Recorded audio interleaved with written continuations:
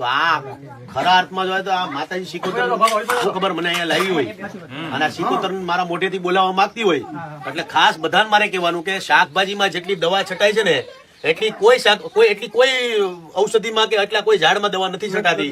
શાકભાજીમાં એટલી બધી દવા છટાય છે અને ગુજરાતની અંદર ખાસ કરીને સૌરાષ્ટ્રમાં કેન્સરના દર્દીઓ એટલા બધા છે આ દવા વાળું ખાય છે એટલે 120 એટલે આ તો હરેક ગામડાઓની પરિસ્થિતિ છે. આપણે એમ કે માવા ખાઈને કેન્સર થઈ ગયું પણ ઈ તમે વિચાર કરો કે માવા ખાઈને તો કેન્સર થાય જ છે પણ હારે આ જે દવા વાળું જે કેમિકલ વાળું જે ખાય છે ને એના લીધે કેન્સરના દિવસે ને દિવસે એટલા બધા દર્દી વધે છે. એટલે ખાસ મારે ગુજરાતની જેટલા મારા ખેડૂત ભાઈઓ છે જેટલા મારા ગુજરાતીઓ છે જે ખેતી કરે છે બધાને કહું છાણિયું ખાતર ગાય માટે હું નથી આપ્યું.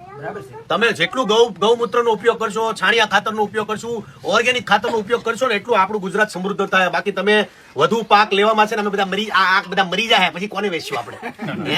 આ બધા મરી જાય પછી ક્યાં શાક વેચશું આપણે?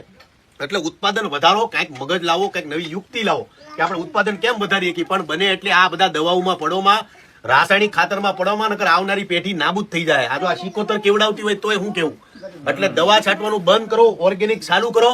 આ જો મારા ખેતરમાં માતાજીના આશીર્વાદથી લઈને જાઉં છું અને મારા ખેતરમાં આજે રીંગણા સોંપવાનો છું ને તમામ મારા ગુજરાતીને કહેવાનું કે ભાઈ તમે ઓર્ગેનિક ચાલુ કરો. આપણે બધાને ભાઈ ચાલુ કરવું જોઈએ કે ન કરવું જોઈએ? પાછા કરી જો માતાજીના બેઠા છે ગોરખીમાં લગભગ 10 થી 15 જણાએ તો શરૂ કરી દીધું છે. જેટલું જે ઓર્ગેનિક ચાલુ કરશે ને એ ખેડૂત ભાઈઓને મારો પૂરેપૂરો સપોર્ટ. એના ખેતરમાં હું પોતે આટા મારવા જાય, હું પોતે ખેતી કરાવવા લાગે 1.5 દિવસ પણ કરો.